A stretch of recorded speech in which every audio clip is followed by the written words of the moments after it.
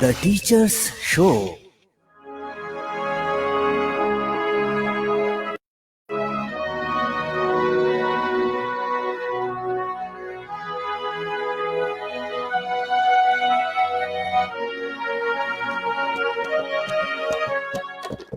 The Teacher's Show है ये सरकार, The Teacher's Show है ये सरकार।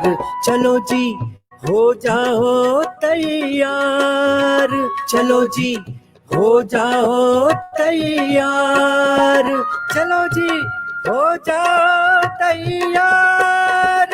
The Teacher's Show है ये सरकार, The Teacher's Show है ये सरकार।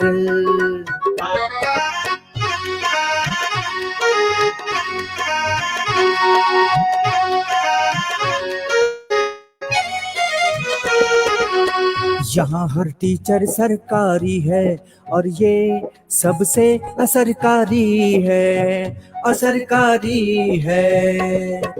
हमारा शो सब पर भारी है, ये जब से शुरू हुआ जारी है, जारी है, जारी है। The Teacher's Show है ये सरकार। चलो जी हो जाओ तैयार, चलो जी हो जाओ तैयार। The Teacher's Show है ये सरकार, The Teacher's Show है ये सरकार, The Teacher's Show है ये सरकार। The Teacher's Show। नमस्कार मित्रों, द टीचर शो के एपिसोड 127 में आपका स्वागत है। और आज हमारे साथ रोज की तरह एक नई मेहमान इस शो में हाजिर है।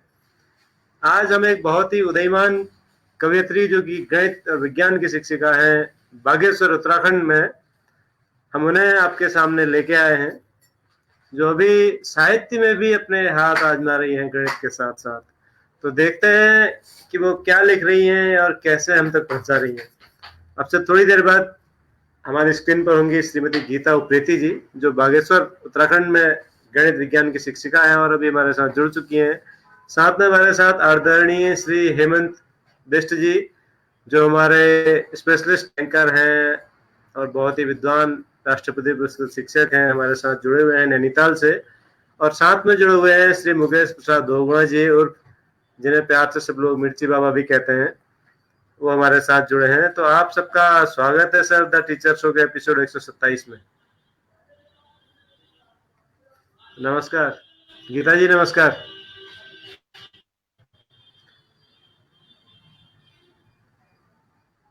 जी नमस्कार गीता जी, स्वागत है आपका। नमस्कार सर, सभी को, सभी जितने भी लोग यहाँ पर मंच पर उपस्थित हैं, सभी को मेरा नमस्कार। और हेमंदा को बहुत बहुत नमस्कार, प्रणाम, स्वागत।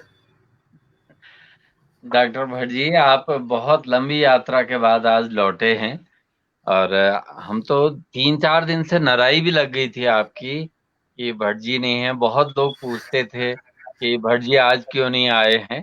तो आज हमारे सभी दर्शक मैम बहुत खुश होंगे कि भट्ट जी हमारे साथ हैं। बस बहुगुणा सर आ गए हैं, बस थोड़ी देर बाद हमारे विशेषज्ञ श्री जोशी सर भी उपस्थित होंगे, बल्कि प्रभात उप्रेती सर यहाँ पर आए, बहुत सारे लोग आए। और हमारे अपूर्व पंत जी ने भी बहुत बार कहा, राजेंद्र प्रसाद उपाध्याय जी ने कहा कि भट्ट जी को भैया जल्दी लाइएगा। और हम अपने दोनों ही प्रिय दर्शकों से और अपने साथियों से अब अनुरोध करेंगे कि आपके आदेश की हमने अक्षरशः अनुपालना की और भट्ट जी हमारे बीच आ गए। सर मैं माफी चाहते हुए कहना चाहूंगा कि सिर्फ एक दिन ऐसा था जब नेटवर्क में नहीं था, मैं सिर्फ एक दिन, जिस दिन प्रभात उप्रेती जी थे उसके हमारे पास सर वो एंकर हैं। हाँ बिल्कुल, और बिल्कुल उनके कमेंट्स हमारे पास हैं सर, जो आपको मिस कर रहे थे। मनमोहन चौधरी जी ने भी लिखा था, बहुत अच्छा। नहीं बिल्कुल लिखा होगा सर, लेकिन मुझे जहाँ तक याद है मैं सिर्फ एक दिन शामिल नहीं हो पाया नेटवर्क की कमी के कारण, जिस दिन प्रभात उप्रेती जी थे, अन्यथा मैं रोज सुन रहा हूँ। क्यों बोलना सर, मनमोहन मैं गलत तो नहीं कह रहा? मनमोहन नहीं, सही चौधरी कह जी रहे हैं ने आप, बल्कि सही कह रहे हैं आप, लिखा। सही कह रहे जी हैं आप। एक चलिए, जिन लोगों ने मुझे याद किया उनका बहुत बहुत आभार, बहुत धन्यवाद उनको। और हेमंता को विशेष धन्यवाद कि इतना स्नेह मुझ पर बरसाते हैं भट्ट जी कि। और हमारे साथ गिरीश जोशी सर भी जुड़ चुके हैं। जोशी सर नमस्कार आपका, दिल्ली से जोशी सर हमारे साथ लाइव है। Welcome welcome Bhatt ji, welcome back to Haldwani. अरे सर, मैं रोज शो में आ रहा हूँ सर। वो तो ठीक है। हमारा दर्शकों, जैसे कि आपको पता है कि हमारा जो पहला सेगमेंट है वो सवाल जवाब का है। जोशी सर, आपका कैमरा थोड़ा नीचे कर लीजिए सर।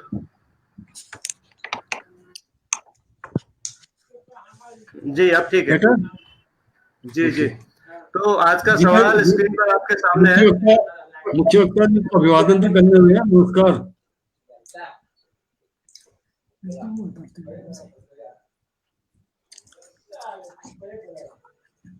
बस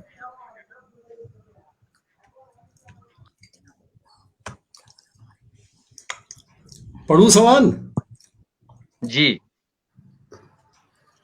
क्या हुआ भाई? इनका जन्म एक गरीब परिवार में हुआ, परंतु गरीबी पढ़ाई में आड़े नहीं आई।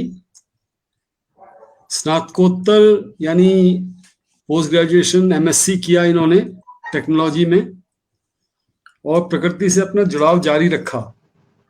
नवाचार कर नई सामग्रियां बनाई, अपने साथियों को प्रोत्साहित किया। इनकी पुस्तक की सर्वत्र चर्चा हुई और इनके द्वारा स्थापित राज्य के जिलों के नाम पर जो मॉडल्स बने, उसमें अनेकों व्यवसायी प्रशिक्षित किए गए। तो हम किन की चर्चा कर रहे हैं?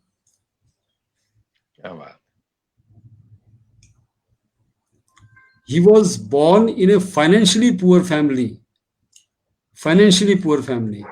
but this didn't deter his determination towards studies. He kept his love for nature concurrently with his master's degree in technology. He developed new materials applying different techniques and inspired his colleagues.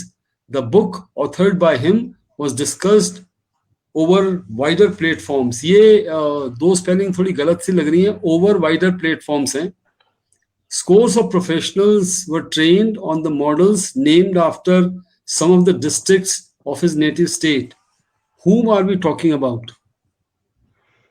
ये आज का सवाल था English और हिंदी में, और मैं शायद देर से जुड़ा। तो मुख्य वक्ता जी को भी हमारा अभिवादन। नमस्कार।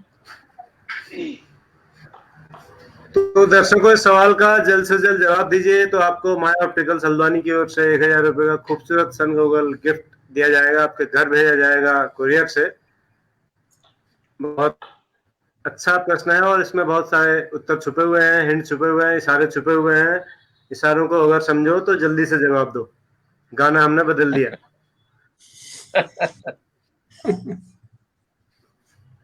तो गीता जी नमस्कार, बहुत बहुत स्वागत आपका फिर से। सर धन्यवाद। मैं सबसे पहले गीता जी अपने हमारे साथ जो इस कार्यक्रम में लाइव रहते हैं उनसे आपका परिचय कराना चाहूंगा। स्क्रीन पर आप देख रहे हैं आदरणीय गिरीश चंद्र जोशी जी हैं, दिल्ली से सीसीआरटी के पूर्व निदेशक हैं, और साथ में मेरे ठीक बगल की स्क्रीन पर आदरणीय हेमंत पिस जी हैं, जो किसी परिचय के मोहताज नहीं है, नैनीताल से हैं। बहुत विद्वान शिक्षक, एंकर, कवि, लेखक, साहित्यकार, नाटककार, गीतकार और पता नहीं क्या क्या, मुझे भी सब ठीक से पता नहीं है अभी तक, इतने सालों के बाद भी। सही बात। और तीसरे तो आप जानते ही हैं, मुकेश प्रसाद दोगुणा जी, सदाबहार मुस्कान जिनके चेहरे पर रहती है। नमस्कार। नमस्कार। तो गीता जी, सबसे पहले हम आपसे ये जानना चाहेंगे कि आप गणित की शिक्षिका हैं, जहां तक मुझे जानकारी मिली है, एलटी मैथ्स में आप हैं, और आप कवियत्री हो गई जी। तो ये घटना या ये संयोग या ये दुर्घटना भी कह लें तो कैसे हुआ ये? सर इसकी बड़ी रोचक कहानी है कि मैंने कभी लाइफ में लिखने के लिए कभी, मतलब कि साहित्य के क्षेत्र में कुछ करने के लिए कभी पेन नहीं उठाई। घर में मेरी बड़ी सिस्टर है, वो लिखती थी, तो वो हमेशा ही बोलती थी कि अच्छा मैंने कुछ लिखा है तू थोड़ा सुन ले, तो मैं कान में उंगली डाल दिया करती थी कि नहीं सुनना तेरा लिखा हुआ। तो मतलब मुझे बिल्कुल भी इंटरेस्ट नहीं था इन चीजों में। लिखती थी मतलब अब नहीं लिखती? लेकिन अभी जब इतने सालों बाद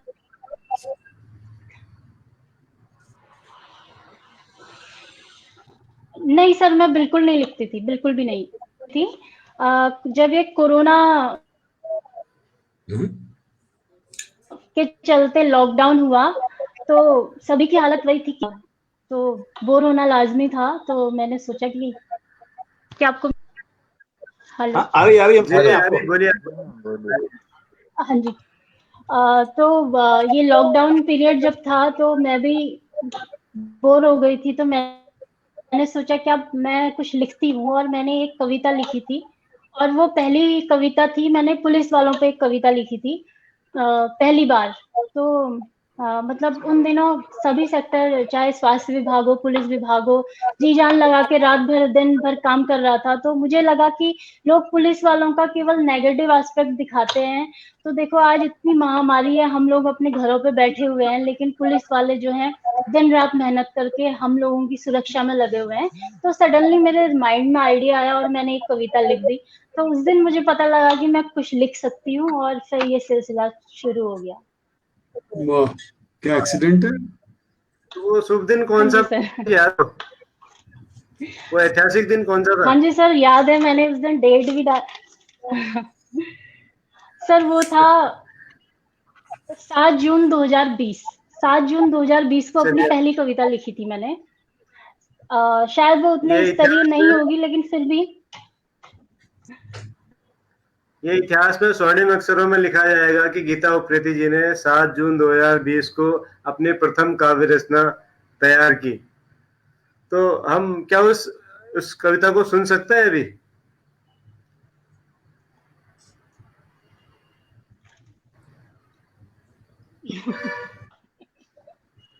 थी तो आपको इसमें मेरा नौसिखियापन बिल्कुल दिखाई देगा, लेकिन फिर भी मैं आपके सामने प्रस्तुत करती हूँ।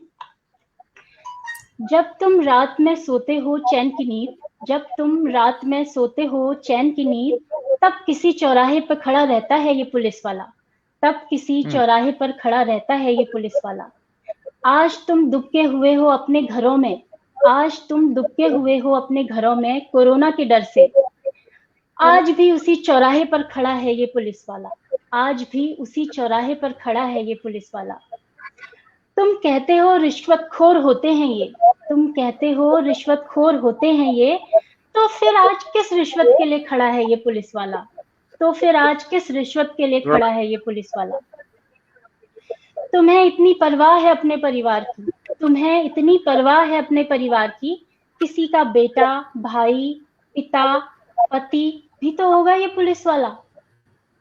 तुम कहते हो वर्दी की धौंस है इसमें, तुम कहते हो वर्दी की धौंस है इसमें, हो भी क्यों ना, शेर का प्रतीक माथे पे जो लगाता है ये पुलिस वाला, शेर का प्रतीक माथे पे जो लगाता है ये पुलिस वाला। धन्यवाद। वाह। वाह, बहुत बढ़िया। अच्छा, हेमंदा हमारे इस विधा के एक्सपर्ट हैं। हेमंदा, आपके विषय की टिप्पणी चाहूंगा इस कविता पर। भट्ट जी बहुत अच्छा है, और बिल्कुल बेबाकी से अपनी बात को अगर कोई कवि प्रस्तुत करता है, पूरी ईमानदारी अगर अभिव्यक्ति में है, तो बहुत खुशी की बात है। और उनको पुलिस वालों का कर्म, उनकी कर्तव्य निष्ठा इनके मन में कहीं अवतरित हुई होगी, और उसको इन्होंने रिप्रोड्यूस किया। बहुत बहुत बधाई आपको। और भट्ट जी, आप मेरी कहानियों में एक बच्चे का जिक्र करते हैं कि वो बच्चा कौन है। वही बच्चा अभी बैठा था मेरे साथ, मेरी बेटी है। और आपने एक बार बहुत फोन पर प्यारी, बात। बहुत प्यारी। हाँ, मेरी कहानियों में हाँ, जो पात्र वो अभी चुपके से बैठ गई थी यहाँ पे, छोटी है, बहुत छोटी है। तो बेटा आपको बहुत बहुत बहुत बहुत बधाई। अच्छी, बहुत अच्छा। धन्यवाद। तो गीता जी, मैं आपकी कविता सुनते हुए आज से 20-30 साल पीछे चला गया था। कैसे गया था वो मैं बताना चाहूंगा आपको। बात सन 89-90 के आसपास की रही होगी। पाकिस्तान में एक मैच था और अब्दुल कादिर एक बहुत बड़े स्पिनर उसमें माने जाते थे क्रिकेट की दुनिया के। वो गेंदबाजी करने आए और उनके सामने अच्छे अच्छे बल्लेबाज नहीं टिकते थे, तो एक नौसिखिया बल्लेबाज उनके सामने खड़ा था, 17 साल की उम्र का मात्र। और वो जब बैटिंग कर रहा था और अब्दुल कादिर बॉलिंग कर रहे थे, तो लोग हंस रहे थे उस बच्चे पर कि ये अब्दुल कादिर को कैसे खेलेगा। तो वो जो बैट्समैन था उसने अब्दुल कादिर को ऐसा खेला कि अब्दुल कादिर ने उस दिन के बाद से क्रिकेट खेलना बंद कर दिया। और उस बैट्समैन को हम सचिन तेंदुलकर के नाम से जानते हैं। तो मुझे आज जो है आपने जो अभी कविता सुनाई और अभी शुरू किया है, आप उस समय के सचिन तेंदुलकर हैं और आने वाले समय में आप बहुत बड़ी कवित्री बनेंगी, हमें पूरा यकीन है। धन्यवाद सर, धन्यवाद। क्योंकि बहुआ जी फिर हमारे साथ जुड़ चुके हैं, तो हमारे एक जो दर्शक हैं, बहुत अच्छे बाल साहित्यकार है रजनीकांत शुक्ला जी, वो कह रहे हैं कि पुलिस वाले और नेता कवियों के आसान शिकार होते हैं। लेकिन शुक्ला जी यहाँ पर शिकार नहीं किया है उन्होंने, गीता जी ने शिकार नहीं किया है उनको, बल्कि उनको उनकी तारीफ की है पुलिस वालों की, कि वो कैसे निस्वार्थ भाव से कोरोना काल में अपनी ड्यूटी दे रहे हैं। मंजुला पांडे जी कह रही है बिल्कुल सही बात है, और रजनीकांत शुक्ला जी कह रहे हैं सकारात्मक बात है। कृष्ण कुमार वर्मा जी दिल्ली से कह रहे हैं कि पुलिस के पक्ष में मैंने कई लेख अखबार में लिखे हैं। तो बहुत सारे दर्शक हैं जो आपको सुन रहे हैं, देख रहे हैं पूरे देश से, और ये हम सब के लिए और आपके लिए भी गर्व का विषय है कि आप इस शो में अपनी रचनाएं पढ़ रही हैं। तो ये तो आपकी पहली रचना थी जो पुलिस वालों पर आपने लिखी, लेकिन एक सवाल मैं जानना चाहता हूँ, आपने किसी पुलिस वाले को सुनाई कि नहीं सुनाई?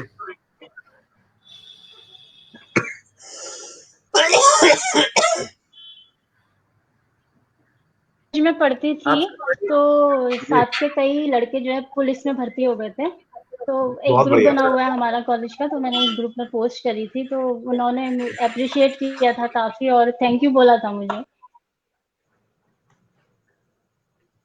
उसके बाद फिर दूसरी रचना कैसे आई, कब आई? दूसरी रचना की तारीख क्या थी? 7 जून के बाद अगला कौन सा जून था? सर फिर तो लगातार, फिर तो ऐसा हुआ कि मैंने हर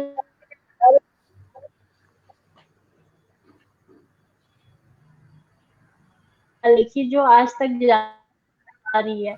मेरी इतनी मोटी डायरी भर चुकी है, लेकिन थोड़ा कुछ इस तरह है, कुछ काव्य के बारे में, उसका व्याकरणी दिनों में तो आप मुक्त छंद में कुछ भी लिखे तो ठीक है। मुझे याद पड़ती है कि मैंने जब एक कविता और लिखी थी, एक फेसबुक में एक काव्योदय करके एक ग्रुप है वहां पे, तो मैंने वो कविता अपनी काव्योदय में पोस्ट कर दी। काव्योदय में मैंने पोस्ट की तो उसमें बहुत सारे लाइक कमेंट्स मिले मुझे, तो उन्हीं में से एक कोई व्यक्ति थे मेरे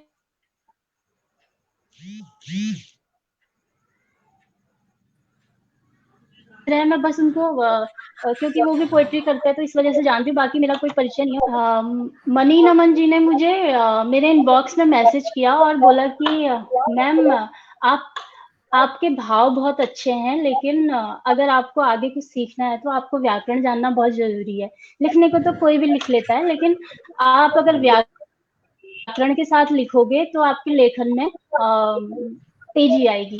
तो मुझे उस समय लगा कि हाँ, मतलब उन्होंने ये भी कहा कि फेसबुक एक ऐसा माध्यम है, वहां पे लोग झूठी तारीफ भी करते हैं।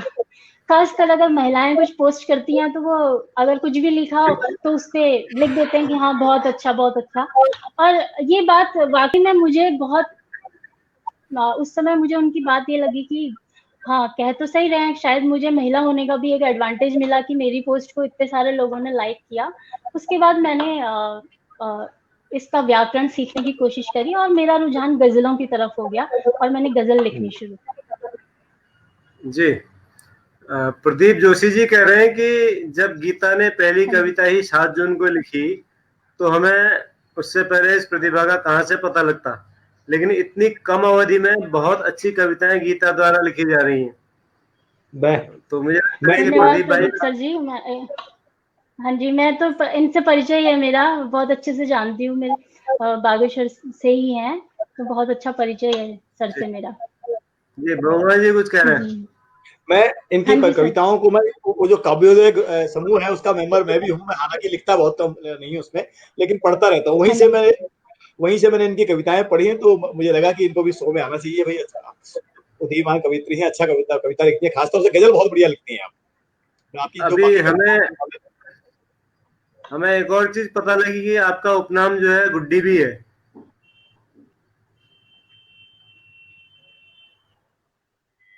तो विनीता रावत जी कह रही है मेरे वेलकम मम्मी गुड्डी। पापा प्यार से गुड्डी बोलते हैं। जी जी। हाँ जी, अच्छा, मेरी गिरीश मित्र चंद्र है, जी हमारे मेरी बचपन की फ्रेंड है। Thank you Vinita. हाँ जी।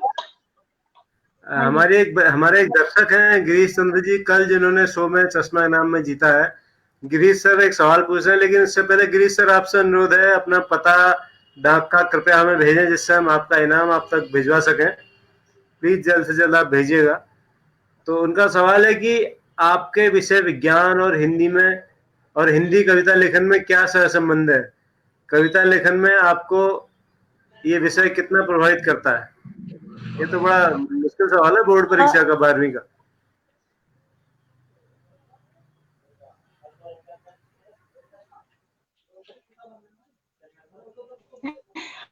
सर मेरा जी मानना तो है कि सभी विषय एक दूसरे से जुड़े हुए हैं। तो हर विषय का कोरिलेशन तो होता ही है। लेकिन हाँ, ये बात उन्होंने सही बोला। मैं जब स्कूल में 15 अगस्त 26 जनवरी इन चीजों की तैयारी कराती थी, तो हमारे एक प्रिंसिपल साहब थे, उन्होंने बोला कि गीता तुम कराओगी?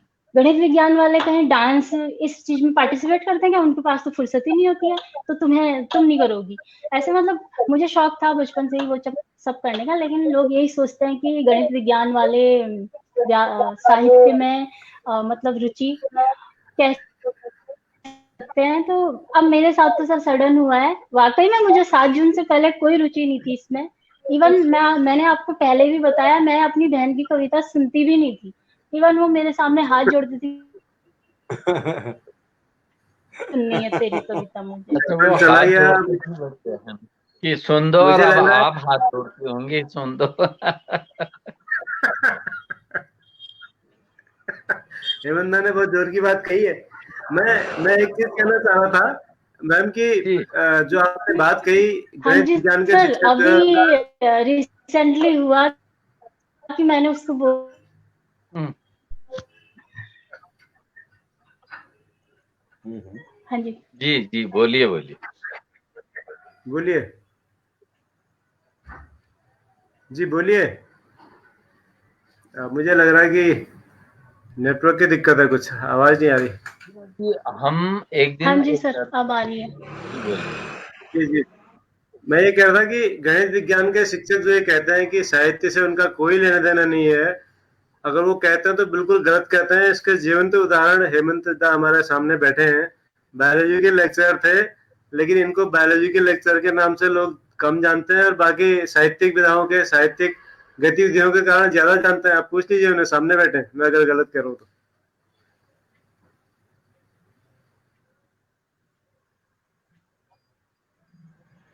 नेट का प्रॉब्लम है। हाँ, उनके नेट में प्रॉब्लम हो रही है शायद कुछ। जी नेटवर्क का गीता जी, तो प्रॉब्लम हो रहा है सर। मुझे हाँ लग जी, रहा है अभी ठीक है। सबसे पहले हाँ जी 7 जून को हमें दिखाना, 7 जून की डेट में हमें देखना पड़ेगा कि कौन सा ग्रह परिवर्तन हुआ ब्रह्मांड में, कौन से ग्रह ने अपनी जगह छोड़ी और नया ग्रह वहां पर आया, कि आपकी वाणी में, आपकी लेखनी में सरस्वती देवी प्रकट हो गई। जोशी सर कुछ कह रहे हैं? सर ये तो बस कोरोना का कमाल है सर, ये पूरी तरीके से। कोरोना ने इतनी महामारी फैलाई है, लेकिन मुझे तो कवित्री बना गया, तो मैं तो शुक्रगुजार हूँ इस लॉकडाउन का। जी जोशी सर। नहीं, मैं ये कर रहा, जैसे ये अपनी दीदी की कविताओं के लिए उंगली डालती थी, मैं तो दिल्ली में प्रदूषण में हमेशा उंगली डाल के रखता हूँ, लेकिन मैंने अपनी उंगली निकाल दी ताकि आपकी कविता सुन सकूं। और जैसा आपने कमेंट किया, मैं उस पर कमेंट नहीं कर रहा हूँ, लेकिन सबने ये कहा कि पुलिस वालों ने, डॉक्टर्स ने बहुत अच्छा काम किया, और पैरामेडिकल स्टाफ ने अच्छा काम हाँ किया जी पूरे विश्व में। लेकिन मुझे लगता है कि एक बहुत बड़ी भूमिका शिक्षक शिक्षिकाओं ने निभाई, क्योंकि वो जो full of energy, full of क्या कहना चाहिए, उत्साह उमंग से भरे हुए बच्चे जो चहचहाते थे, उनको घर में कंटेन करके रखना, फिर ऑनलाइन पढ़ाई कराना, पेरेंट्स और शिक्षक शिक्षिकाओं ने इतना काम किया है, और वो सब अनसंग है। तो मैं ये जानना चाहता था कि क्या आपने उनके कंट्रीब्यूशन पे भी कुछ लिखा है? पुलिस वालों पे तो बड़ी आसानी से लिख दिया सर आपने, फिर सुना दी कविता, लेकिन शिक्षक शिक्षिकाओं पे, क्योंकि आपका खुद का प्रोफेशन है, और आप ये मानिए कि पैरामेडिकल स्टाफ जो है वो तो 10%, 20%, 30% पॉपुलेशन को कंट्रोल कर रहा होगा, लेकिन पेरेंट्स और टीचर्स जो हैं उस remaining 70% population of the country they are looking after. तो उन पे भी कविता बनती है, लिखना बनता है। तो आप अभी तक नहीं लिखा तो लिखिएगा जरूर, क्योंकि आपके अंदर वो भाव आएंगे।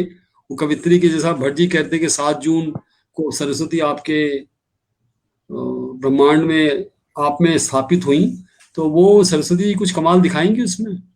तो अगले प्रोग्राम जी में मैं उनके जरूर, साथ- हाँ हाँ जी सर, मैं जरूर उस पर लिखूंगी। ये सर इसके पीछे भी स्टोरी है। मैंने आपको जैसे कि बताया कि 7 जून को मैंने पहली कविता लिखी। उसके जी बाद मैंने 9 जून को भी मैं लगातार ही तब से रोज एक एक कविताएं लिखती रही। 9 जून को मैंने पहली कविता, फिर अगली कविता लिखी और वो मैंने फेसबुक पे पोस्ट कर दी, काव्योदय पे, जिसपे बहुत सारे लाइक्स और कमेंट्स मिले मुझे। उसके ठीक बाद मैंने आपको जैसे अभी बताया कि मनी नमन जी ने मुझे मतलब मुझे बताया कि भाई आपको उसके व्याकरण के बारे में नॉलेज होनी चाहिए। तो मेरा थोड़ा ट्रैक चेंज हो गया वहां से। फिर मैंने ये छंद मुक्त कविताएं छोड़ के मैं गजल की तरफ मेरा रुझान हो गया, तो मैं गजल लिखने लगी। नहीं, गजल का तो व्याकरण सर सीखा, क्योंकि गजल कहना बड़ा आसान है, गजल सुनना बड़ा आसान है, गजल अरे सुनने में बड़ा अच्छा लगता है, लेकिन गजल लिखना amazing thing. If you have learned the grammar of ghazal, then I think we should stand up and salute you. Yes sir, मैंने बहुत मेहनत करी सर। मैंने यूट्यूब में उसके बारे में पढ़ा। उसके बाद मुझे फेसबुक में ही एक कोई शायर हैं, उन्होंने मुझे बोला, मैंने उनको रिक्वेस्ट करी कि आप मुझे गजल का थोड़ा व्याकरण सिखा देंगे। तो वो फेसबुक के मुझे ऑनलाइन माध्यम से मुझे उन्होंने गजल के बारे में बहुत कुछ बताया। उनकी नजर में अब वो बोलते हैं कि मैम आप अब बहुत अच्छा लिखने लगी है। मतलब वो कहते हैं, मुझे तो अभी भी कमी लगती है, बट वो कहते हैं कि अभी आप 80% तक सही लिख रही हैं, लेकिन 100% में अभी 20% और चाहिए, तो थोड़ा मेहनत की जरूरत है। वो तो वाह, क्या बात, वो सही शुभ चिंतक है आपके, नवीन मनी मंजूर नमन से जी, भी आप सीख नवीन सकते मंजूर हैं। जी मनी भी, नमन और वो बहुत अच्छे युवा कवि हैं। मनी नमन, उनके छोटे भाई बहुत अच्छे संगीतकार हैं, संजय। तो मनी से भी आप पूछ सकते हैं। मनी नमन अल्मोड़ा वाले, उनकी बात कर रही होंगी। हाँ जी, हाँ जी तो सर। जी, तो जो गजल आपने लिखी है, अगर हम लोगों को या हमारे दर्शकों को अ, या तो 9 तारीख वाली जो आपने कविता लिखी उसके बारे में कुछ बताइए, या फिर जो गजल इस समय आप लिख रही हैं, तो गजल एक के गजल बारे में। सुना देती हूँ सर। हाँ जी सर। तो गजल है एक, इसमें एक मतला और चंद अशार हैं, तो पेश करती हूँ, सुनिएगा। है कितना ज़ब्त दिल में ये, नजर से पूछ कर देखो। है कितना ज़ब्त दिल में ये, नजर से पूछ कर देखो। समुंदर में है कितना दम, लहर से पूछ कर देखो। समुंदर में है कितना दम, लहर से पूछ कर देखो। जो तुम हर बात पर किस्मत का रोना लेके बैठे हो। जो तुम हर बात पर किस्मत का रोना लेके बैठे हो। डुबोना भी नहीं आसान, भंवर से पूछ कर देखो। डुबोना भी नहीं आसान, भंवर से पूछ कर देखो। ये दुनिया है यहाँ संसार, होते ही है सीधे लोग। संसार मतलब पत्थर दिल। ये दुनिया है यहाँ संसार, होते ही है सीधे लोग। खसारा सीधा होने का, शजर से पूछ कर देखो। खसारा मीन्स नुकसान, शजर मतलब पेड़। शजा खसारा सीधा होने का शजर से पूछ कर देखो, है कितना जब्त दिल में ये नजर से पूछ कर देखो। अगला शेर सुनिएगा। हिदायत ही जिन्हें माँ बाप की तो शोर लगती है, हिदायत ही जिन्हें माँ बाप की तो शोर लगती। ये अच्छी लाइन है भट्ट जी, ये बहुत अच्छी लाइन है। माँ बाप भट्ट जी को कुछ याद आया? अच्छी नहीं, मुझे लग रहा है सर कि ये कुमार विश्वास का महिला संस्करण हम सुन रहे थे, ऐसा लग रहा था सुनते सुनते। वो इंस्पायर्ड हुई है शायद उनसे। ओह नो, देखो नहीं मिलता बिना कोशिश के कुछ भी हो यहाँ गीता, नहीं मिलता बिना कोशिश के कुछ भी हो यहाँ गीता। अंधेरा कैसे मिटता है शहर से पूछ कर देखो, अंधेरा कैसे मिटता है शहर से पूछ कर देखो। बहुत बहुत धन्यवाद मैडम। वो वाला शेर फिर बोलिए, हिदायत वाला, माँ बाप की हिदायत जो बच्चों को शोर लगती है, वो लाइन हम मिस कर गए थे जी, वो वाला शेर फिर बोलिए। फिर से मैं बोलती हूँ। हिदायत ही जिन्हें माँ बाप की तो शोर लगती है, हिदायत ही जिन्हें माँ बाप की तो शोर लगती है। किसे कहते हैं कोलाहल शहर से पूछ कर देखो, किसे कहते हैं कोलाहल शहर से पूछ कर देखो, है कितना जब्त दिल में ये नजर से पूछ कर देखो। बहुत बहुत धन्यवाद। बहुत ही प्रौढ़ता आपकी रचना में लग रही है, ऐसा नहीं लग रहा। मैं तो कंफ्यूजन कर रहा था कहीं 1920 का 7 जून तो नहीं था बहनी वो। आपका जो कविता लिखने का आरंभ हुआ तो हम पूछ रहे हैं कि वो 1920 का 7 जून था या 2020 का 7 जून। बहुत गंभीर आ गया है और बहुत समय ऐसा लग रहा है कि काफी अध्ययन के बाद आप लिख रही। बधाई आपको। मैं कुछ कह सकता हूँ? धन्यवाद सर। अतुल शर्मा सर जुड़ गए बेणी। ये बात आपकी बिल्कुल सही है सर, मैंने लिखने के लिए बहुत मेहनत हाथ में जो है कविता की लाइन है, अतुल शर्मा तक जुड़ गए हैं आपसे। अतुल शर्मा जी को आप जानते हैं, उत्तराखंड के बहुत बड़े कवि हैं, जन कवि हैं, जनवादी कवि हैं। और हम तो उनके जो गीत थे जो उत्तराखंड आंदोलन पे उन्होंने लिखे, या अभी भी वो लिखते हैं, या जो सहायतार्थ शिविर चलते हैं, या कोई आपदाएं आती हैं उन पे जो आदान प्रदान होता है, उनके हम अपने नाटकों में अतुल दा की कविताओं को, जैसे बल्ली सिंह चीमा जी हैं, अतुल शर्मा हैं, जहूर आलम हैं, गिरदा हैं, इनकी कविताओं को, नरेंद्र नेगी जी के गीत हैं, इनको हम बतौर कोरस या जुलूस में गाते थे। तो अतुल शर्मा जी भी आपको देख रहे हैं, ये आपके लिए बहुत खुशी की बात है। बधाई हम आपको देना चाहेंगे कि आप कवियों के बिरादरी में पहुंच गई हैं। क्यों भट्ट जी? बिल्कुल सर, जोशी सर कुछ कहना चाह रहे हैं, लेकिन मैं ये कहना चाहूंगा कि जो मैंने थोड़ी देर पहले शो शुरू होते समय कहा था अब्दुल कादिर और सचिन तेंदुलकर का उदाहरण, तो मेरी बात बिल्कुल सही साबित हो रही है धीरे धीरे। 2000 बैटिंग कर रही है गीता जी। बिल्कुल बिल्कुल। और मुझे तो अब अब्दुल कादिर का जो वो था ना, बॉलिंग का जो एक्शन था, मुझे तो अब वही नजर आ रहा है उस समय से। बहुत खतरनाक एक्शन से करते जी, वो हाल मेरे हो रहा है। मैं ये जानना चाहता था कि आप हैं कहाँ? मुझे पता चला आप बागेश्वर में हैं कहीं। हाँ जी सर, मैं बागेश्वर के कपकोट ब्लॉक में राजकीय उच्चतर माध्यमिक विद्यालय उद्यम स्थल में सहायक अध्यापक गणित के पद पर कार्यरत हूँ। अच्छा, बागेश्वर से हमारे शो में एक बहुत यंग आर्टिस्ट आए थे, दफोटी जी। हाँ जी सर, हम क्लासमेट हैं दोनों। ओह, तो दफोटी जी ने काष्ठ कला पे बहुत सुंदर उस दिन प्रोग्राम रहा था, और मुझे वो दिन याद आ रहा है और आज का दिन याद आ रहा है और उस पर एक रेफरेंस याद आया। देखिए, हमारा एक सबसे पुराना वेद है ऋग्वेद, और ऋग्वेद में कवि को कारु कहा गया है, कारु अर्थात करने वाला। और ऋग्वेद में एक सूक्त आता है कि अभी तष्ठैव दीधिया मनीषाम, अभी तष्ठैव दीधिया मनीषाम, अर्थात बढ़ई की तरह कविता में चमक पैदा करो, बढ़ई की तरह कविता में चमक पैदा करो। उन्होंने काष्ठकला पे काम किया था, इसलिए मुझे कुछ याद आया कि ऋग्वेद का भाष्यकार जो है वो सायण कहता है कि जिस तरह बढ़ई रंदा चलाकर लकड़ी के टुकड़े चमकाता है, उसी तरह कविता को चमकाना चाहिए।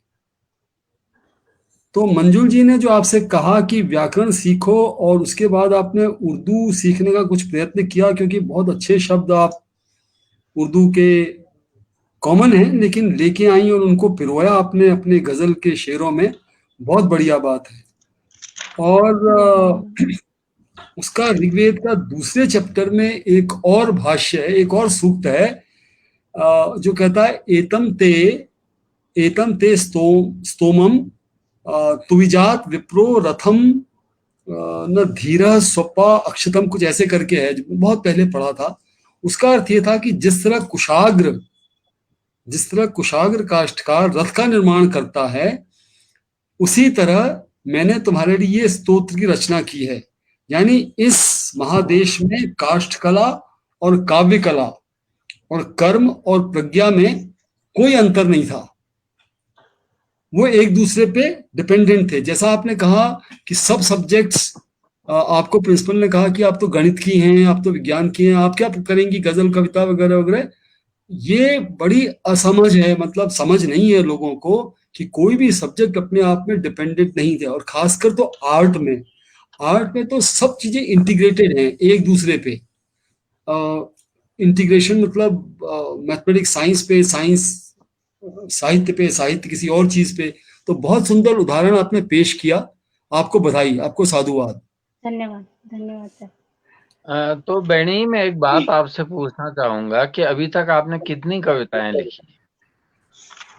सर, जो मतलब ऐसे ही लिखी थी वो तो 50 हो गई थी, वो छोड़ दी है अब। लेकिन स्तरीय गजल मैंने 50 स्तरीय गजल भी लिख ली है अभी तक, कि जिसमें लगता है कि थोड़ा स्तर है उसमें। एक सवाल मैं आपसे करना चाहता था, आपको कैसे पता लगता है कि स्तरीय है? सर, क्योंकि मैंने आपको बोला कि फेसबुक पे एक गुरुजी, मैंने जिन्हें अपना गुरु बनाया है, वो काफी अच्छा लिखते हैं। तो मैं अपनी गजल लिखने के बाद उनको भेजती हूँ, तो वो बताते हैं कि किसमें क्या कमी है, तो फिर वो बता देते हैं कि हाँ अब ठीक है, इसको थोड़ा इसमें ये सुधार करो। तो तब मुझे लगता है कि हाँ थोड़ा स्तरीय लिख रही हूँ।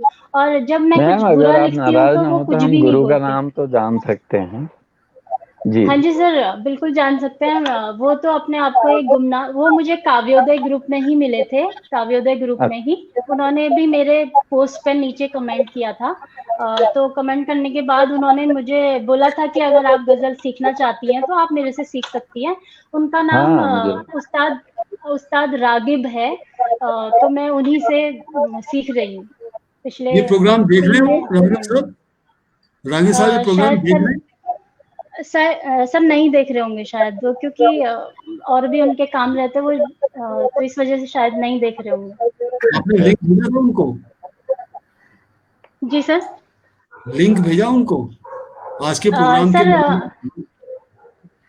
मैं लिंक भेजना उनको भूल गई एक्चुअली, क्योंकि वो 2-3 दिन से उनके सर घर कैसे देखेंगे लिंक नहीं सर, उनके घर में कुछ प्रॉब्लम चल रहा था, शायद कुछ बीमार वगैरह थे। जी हाँ, जी तो जी। इस वजह से मैं बिल्कुल दिमाग से उतर गई। हमारा उनको सादर अभिवादन, उनको बहुत शुक्रिया कहिएगा कि उन्होंने आपको ये कला की कुछ मसरूफियत, कला की जो बारीकियां हैं वो सिखाने की कोशिश की है। बहुत सुंदर, बहुत अच्छी बात है, बहुत अच्छी बात है।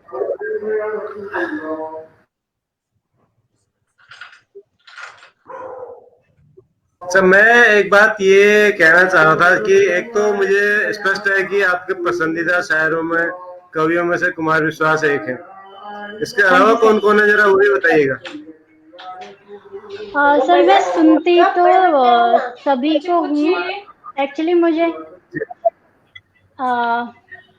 कुमार विश्वास नेट का बड़ा प्रॉब्लम है। तो फ्रीज हो गई है हेमंता, लेकिन वो जो जो उन्होंने सुनाई गजल वो वाकई बहुत कमाल थी। बहुत ज्यादा करती हूँ। अच्छे और राहत इंदौर अच्छी लगी मुझे जी जी। आपकी आवाज हाँ बीच जी। में नहीं है मैम, फिर से जवाब दोहराइएगा अपना, आपको हम सुन नहीं सर पाए। मैं जी। राहत इंदौरी साहब की मैं बहुत बड़ी फैन हूँ। मैं उनकी गजलें बहुत मतलब उनसे भी मेरा राब्ता हुआ है द कपिल शर्मा शो से। एक बार कपिल शर्मा शो में आए थे, तब मुझे पता चला कि राहत इंदौरी भी कोई है, अदरवाइज मुझे नहीं पता था। हाँ? आपकी अच्छा, आप अपनी बेबाकी अपनी दीदी से प्रभावित नहीं है क्या, जो दीदी लिखती हैं आपकी? सर उससे भी प्रभावित हूँ। वो उन अल्मोड़ा में काफी जाना माना नाम है उसका। सोनू प्रीति सांची करके लिखती है बिल्कुल, वो देखिए हमने जी उगलवा लिया कि सोनू की बहन है। बिल्कुल मैं वही चाह रहा था। सोनू उप्रेती हमारी बहुत अच्छी कवित्री हैं और हमेशा हर जो सोशल मीडिया के कार्यक्रम आते हैं तो सोनू आती हैं और खुद बहुत अच्छा बोलती हैं, अच्छी कवित्री हैं। तो मैं चाह रहा था कि मैं शायद सोनू की बहन तो नहीं है पूछना, लेकिन आपने खुद कहा। सोनू उप्रेती जी सर हमारे हर शो को देखती हैं और अच्छी कवित्री हैं जी। जी मैं गीता जी को एक तो सजेशन देना चाहूंगा कि अभी 1 साल पहले या 1.5 साल पहले राहत इंदौरी साहब पे किताब आई है, राहत इंदौरी, और मंजूर प्रकाशन ने उन्हें छापा है, दिल्ली में मंजूर प्रकाशन ने। उस किताब को जरूर पढ़िएगा। उनकी रचनाओं की कई जी सर। बारीकियां आपको उसमें जानने को मिलेंगी। उसका नाम ही किताब का राहत इंदौरी है। जी सर।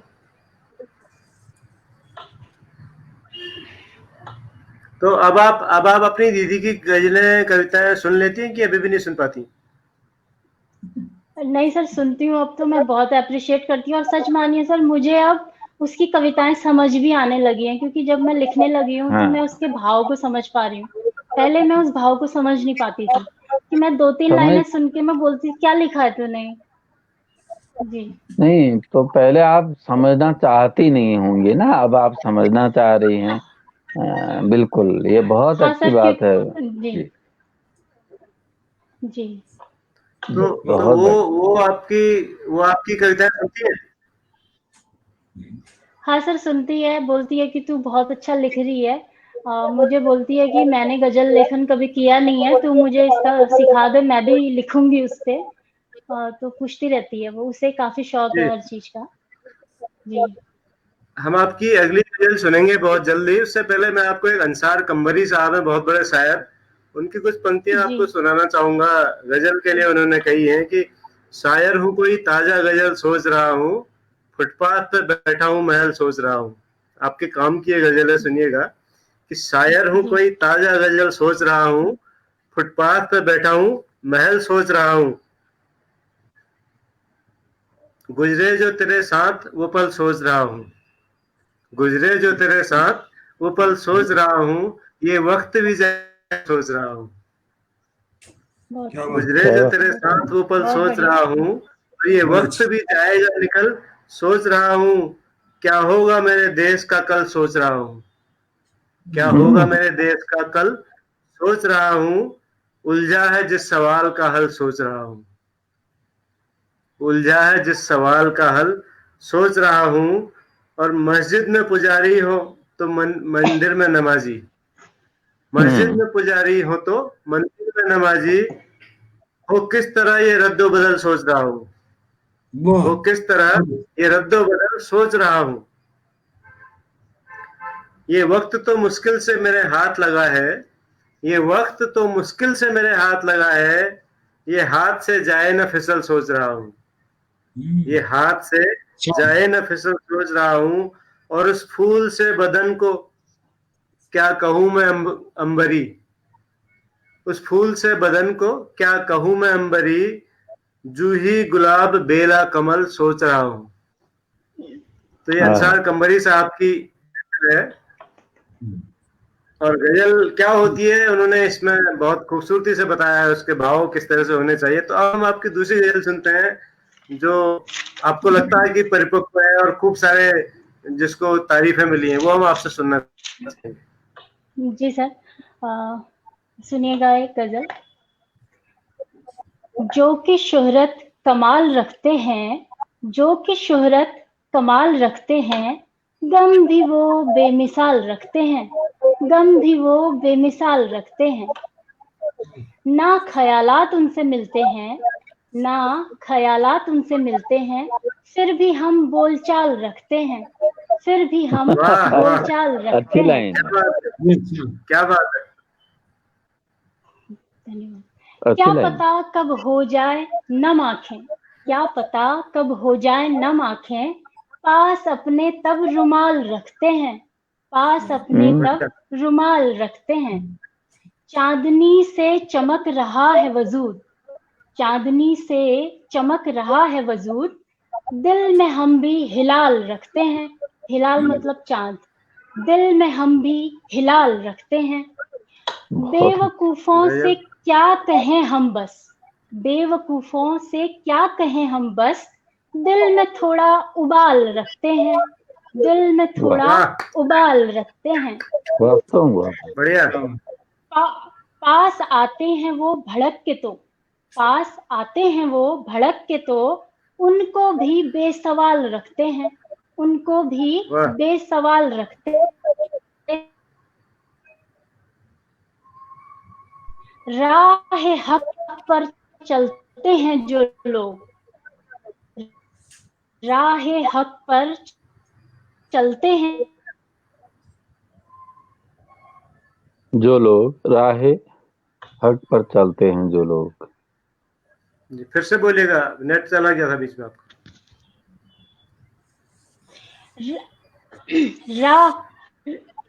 राह हक पर चलते हैं जो लोग, राह हक पर चलते हैं जो लोग, दिल से डर को निकाल रखते हैं, दिल से डर को निकाल रखते हैं। धन्यवाद सर। बहुत अच्छा, शाबाश, बहुत ही अच्छा, बढ़िया, कमाल है। गजब। तो ये दो गजलें जो आपने बताई, इसमें दो तीन चीजें मैं समझ पा रहा हूँ। एक तो ये समझ पा रहा हूँ कि आप उर्दू की तरफ बहुत तेजी से बढ़ रही हैं, उर्दू को समझने, लिखने और कहने के संदर्भ की मैं बात करूं तो ये उर्दू का कोई ट्यूशन लगा रखा आपने या कैसे? नहीं सर, ट्यूशन नहीं, मैं गूगल के माध्यम से जो भी शब्द मुझे आते हैं, मतलब हिंदी में आते हैं, मैं उसको ढूंढ लेती हूँ कि इसे उर्दू में क्या कहते हैं, तो वो मिल जाता है मुझे। तो इस वजह से मेरे पास बहुत बड़ी मतलब संग्रह मेरा इकट्ठा हो गया उर्दू का, काफी कुछ सीख गई हूँ, अभी बहुत कुछ सीखना है। गूगल गुरु को प्रणाम, गूगल गुरु को प्रणाम। जी हाँ जी सर। बढ़िया। तो अच्छा, ये अब हम आपसे आपकी वो गजल सुनना चाहेंगे जो आपको लगता है कि ये सबसे बढ़िया है जो मैंने अब तक लिखा है। 7 जून से आज 18 अक्टूबर तक इतने कम समय में जो आप धुआंधार बल्लेबाजी कर रही हैं, और मुझे लगता है कि सारा रिकॉर्ड आप तोड़ने वाली हैं। और ऐसा नहीं कि बहुत आप कोई छोटा मोटा लिख रही हैं, बहुत कुछ लाइनें आपकी तो गजब है वो। सर एक गजल मैं सुनाना चाहूंगी जो मुझे मतलब खुद पसंद है, मुझे बहुत पसंद आती है। बहुत अच्छा थॉट है। शायद तो वो कौन सा जो हाँ जी, हेलो, हाँ बोलिए हाँ बोलिए। जी जी हाँ जी, हाँ जी, हाँ बोलिए बोलिए। आप कुछ बोल रहे थे सर, मैं फिर गजल सुनाती हूँ आपको कि जो मुझे पसंद है, पर्सनली मुझे बहुत अच्छी लगती है ये गजल। जी जी जी, मैं शुरू करूँ? बिल्कुल स्टार्ट।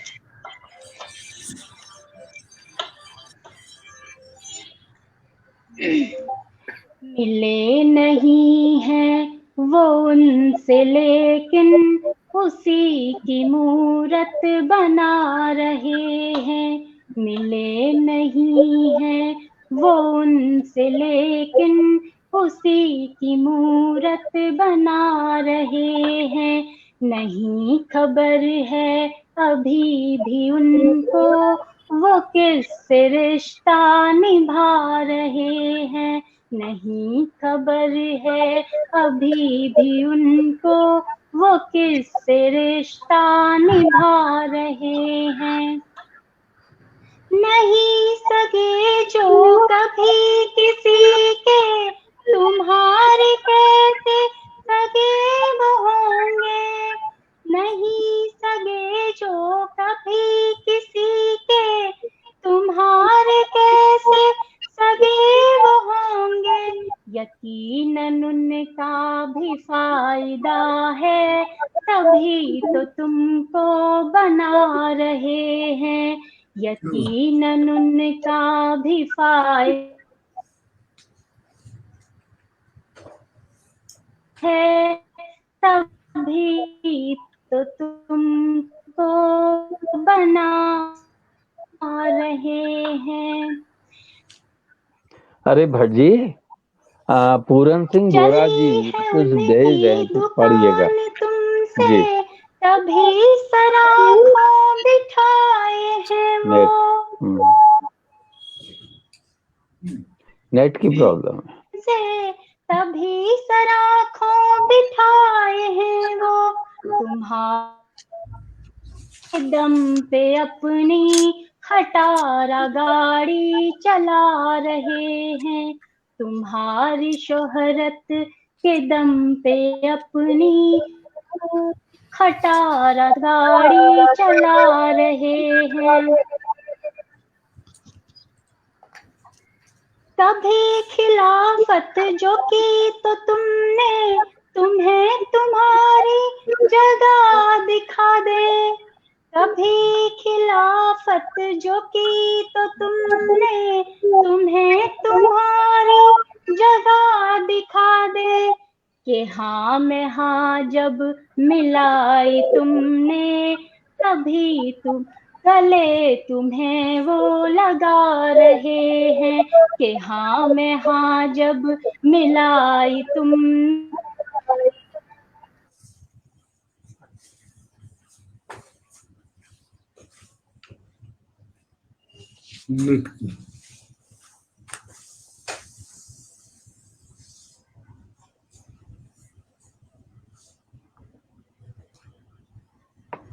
शायद नेट चला गया सर, और बहुत सारे लोग हाँ जी लिख रहे हैं। नेटवर्क अतुल चला शर्मा जी ने भी, हाँ जी, अतुल शर्मा जी लिख रहे हैं, हमारे बहुत बड़े कवि हैं।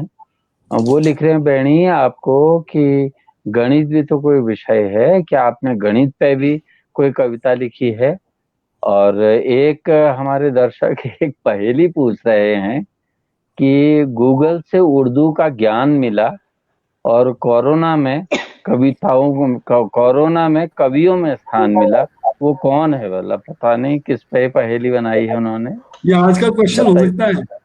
हाँ, वो कह रहे हैं एक किसी ने पहेली भेजी है कि गूगल से उर्दू का ज्ञान मिला और कोरोना काल में कवियों में स्थान मिला, वो हस्ती कौन है? ये पहेली का उत्तर नहीं, शायद भट्ट जी जानते हैं। हम इस शो में आज 127वां एपिसोड है गीता मैम, और लोगों जी। को जब शो के लिए इनवाइट करते हैं तो बहुत सारे लोग कहते हैं साहब आपके शो में तो बहुत बड़े बड़े बहुत पहुंचे हुए नामी शिक्षक आते हैं जिन्होंने बहुत सारे विश्व रिकॉर्ड बनाए, बहुत सारे पुरस्कार जीते। तो हमने कहा ऐसा बिल्कुल नहीं है, हमारे शो में हर तरह के शिक्षक आते हैं जो असरकारी हो और बिल्कुल। सरकारी हो। हाँ, दो शर्त है, सरकारी हो और असरकारी हो। तो आप सरकारी तो थी थी, अब असरकारी भी होने लग गई हैं। आपकी कविता, आपकी गजल बता रही हैं। बहुत सुंदर, बहुत सुंदर। धन्यवाद। और दूसरा आपका इस शो में आना ये साबित करता है कि यहाँ मंच सबके लिए खुला हुआ है। आप दर्शकों में जो लोग देर से जुड़े हैं, मैं इन्हें बताना चाहता हूँ कि स्क्रीन पर जो आपको ये बहुत मधुर मुस्कान वाली कवियत्री दिख रही हैं, ये अभी सिर्फ 4 महीने 11 दिन की उम्र है इनकी। अभी ये घुटनों के बल चल रही हैं, अभी ये ठीक से खड़ी भी नहीं हो पाई हैं। 4 महीने 11 दिन की कवियत्री जो 7 जून को प्रकट हुई हैं, आज 18 अक्टूबर को हमारे शो में सादर आमंत्रित की गई है। और बहुत खूबसूरत कविताएं पढ़ रही हैं। तो आप भी अगर ऐसा कुछ कर रहे हैं तो अपना परिचय, अपना बायोडाटा हमें भेजिए, हम आपको भी बुलाएंगे। आप भी हमारे शो में आइए अगर आप सरकारी हैं और असरकारी शिक्षक हैं। तो गीता जी, ये आपकी पसंदीदा कविता थी, लेकिन दुर्भाग्य से मैं कम से कम इसको ठीक से सुन नहीं पाया क्योंकि नेट की कनेक्टिविटी गड़बड़ थी। हेमंदा भी बीच में डिस्टर्ब हो रहे थे। तो आपके पसंदीदा शायरों में और कौन कौन है? हिंदुस्तान के जो आपने 2-3 नाम लिए, राहत इंदौरी साहब हैं, कुमार विश्वास साहब है, इसके अलावा आपने किन किन को पढ़ा है अभी तक? क्योंकि जोशी सर फिर आपकी क्लास ले लेंगे इस मामले में, इसलिए उनसे नहीं पहले नहीं मैं नहीं, कोई क्लास नहीं, कोई सर सर मुझे आपकी आवाज क्लियर नहीं आ रही है, मैं समझ नहीं पाई कि आपने क्या बोला। सर आप सवाल आप जोशी सर पूछेंगे इस सवाल को, मैं नहीं पूछता। सर नहीं पूछिए। नहीं, आप पूछिए, आपका हक है, आपका अधिकार है वो। नहीं सर, वो आप एक्सपर्ट तो पढ़ने लिखने पर आप मुझसे कई गुना बेहतर।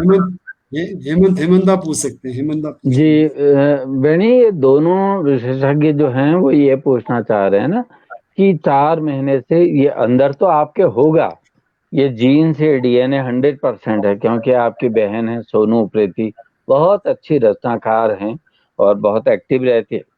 तो आपके माता पिता भी जरूर उनमें ये गुण होगा, साहित्य की समझ। और आप तो खैर ईमानदारी से कह दे रही हैं कि उससे पहले मैं नहीं लिखती थी, मैं बस 4 महीने से लिख रही हूँ। तो खूब पढ़ना भी है और अच्छा अच्छा लिखना भी है। तो वह यही पूछना चाह रहे हैं लोग कि आजकल आप किन किन को पढ़ रही हैं। जैसे आप कुमार विश्वास को पढ़ रही हैं, तो ऐसे और किन किन को पढ़ रही हैं? शायद उनका नेट चला गया भट्ट जी, लेकिन अच्छा है। देखिए, आपने एक बात कही है कि पद्मश्री और बड़े बड़े शिक्षक हमारे उसमें आए जिनको पद्मश्री सम्मान मिला है, और जो प्रयास कर रहे हैं उन शिक्षकों को बुला के आज आपने एक बहुत ही अच्छा कार्य किया है। शायद सोनू, क्या नाम है, सोनू की बहन का नाम भी सोनू ही कह दे रहे हैं हम तो, गीता, शायद गीता का नेट आ गया है, तो गीता को अब मेन स्क्रीन में लिया जाए। आओ बहनी, मेन स्क्रीन में भट्ट जी लाइए। अब आप भट्ट जी प्रश्न कर रहे हैं जी। आप शायद सुन नहीं पाई जी गीता जी। 3 लोग, लेकिन इत्तेफाक से सुन नहीं पाई। मैं फिर से रिपीट करता हूँ। मेरा सवाल ये था आपसे कि आपने जब से आपने लिखना शुरू किया, कौन कौन सी किताबें, कौन कौन से शायरों को आपने बार बार पढ़ा जो आपके दिल को छू गया? कौन कौन थे वो, राहत इंदौरी और कुमार विश्वास साहब के अलावा? सर एक तो कुमार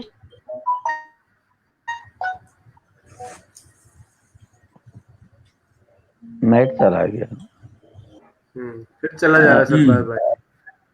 मतलब ये सभी लोगों का कहना बहनी, आप छोटी हैं ये बड़े हैं, कि लगातार पढ़ते रहिएगा। आपके अंदर वो चातुर्य भी है और वो बुद्धिमत्ता भी है, वो ज्ञान भी है और वो शिल्प भी है, कला का। तो अविरल पढ़ते रहिएगा, ये इन लोगों का कहने का मतलब है कि अविरल हमको पढ़ना है। अगर हमको लिखना है तभी तो कंटिन्यूटी बनी रहेगी। जो चीज हम अपने अंदर जज्ब करते हैं, अगर उसको रिप्रोड्यूस करना भी, उसको अभिव्यक्त करना जानते हैं, तो कलाकार हैं ये। क्योंकि बुजुर्ग लोग हैं तो अपनी यही बात कह रहे हैं। भट्ट जी तो थोड़ा छोटे हैं, लेकिन कला के मामले में हमसे बड़े ही हैं वो भी, लेकिन सर का मतलब यही है।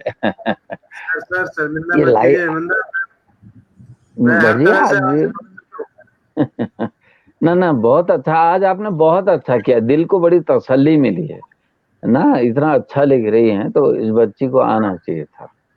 बिल्कुल देखिए सर, सचिन तेंदुलकर को पहचानना जो है वो बड़ी बात थी। सचिन तेंदुलकर बहुत सारे हैं, लेकिन वो कोच जिसने उसे पहचाना और वो सेलेक्टर जिन्होंने टीम में सेलेक्ट किया 16 साल की उम्र में, उस पर भरोसा किया, लड़का जो है बढ़िया करेगा एक दिन, और उसने करके दिखाया।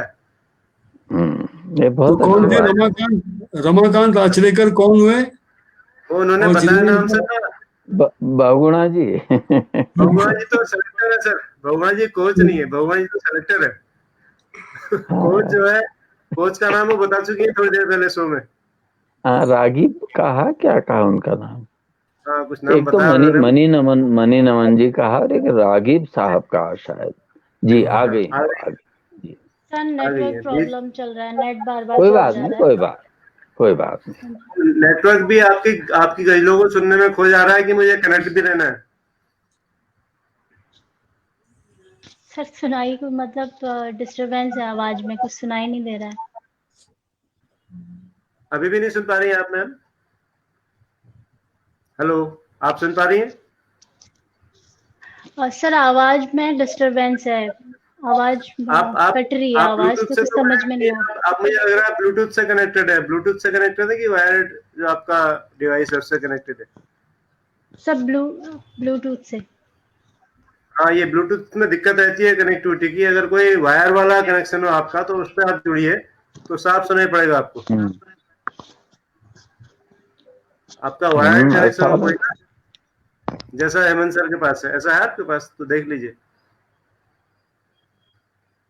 हेलो, लेकिन कह रही हैं 7 जून से लिखा है सर, और इतना अच्छा अच्छा, मुझे तो आनंद आ गया। और उर्दू सीखने में कितना प्रयत्नरत है वो।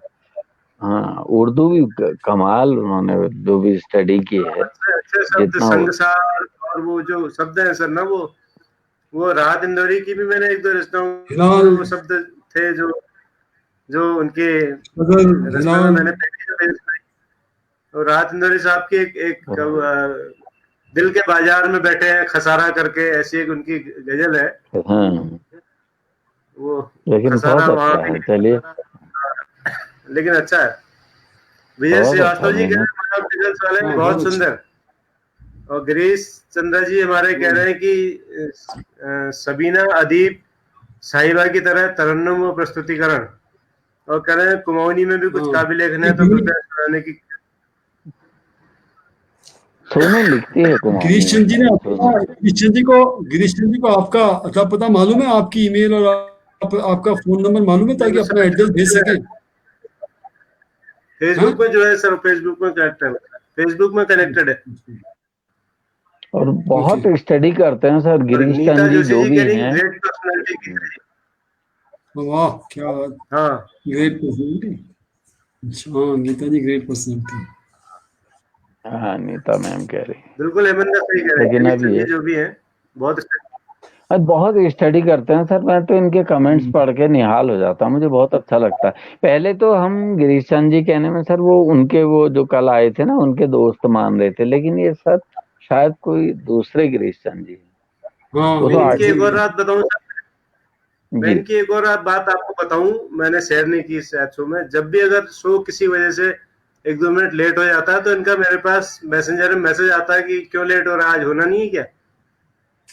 हाँ, तो तो इन्हीं ये को वेट कर लेकर के रहे सर, इन्हीं की प्रेरणा है, इन्हीं की प्रेरणा। और मैं एक रहस्य आज और खोलता हूँ सर, कि 3-3 हैं। 4-4 लोगों का आने का मतलब, मैं तो इसलिए आता हूँ कि कहीं सभी के नेट चले जाएं तो गेस्ट के स्वागत में एक आदमी तो शेष रहना चाहिए।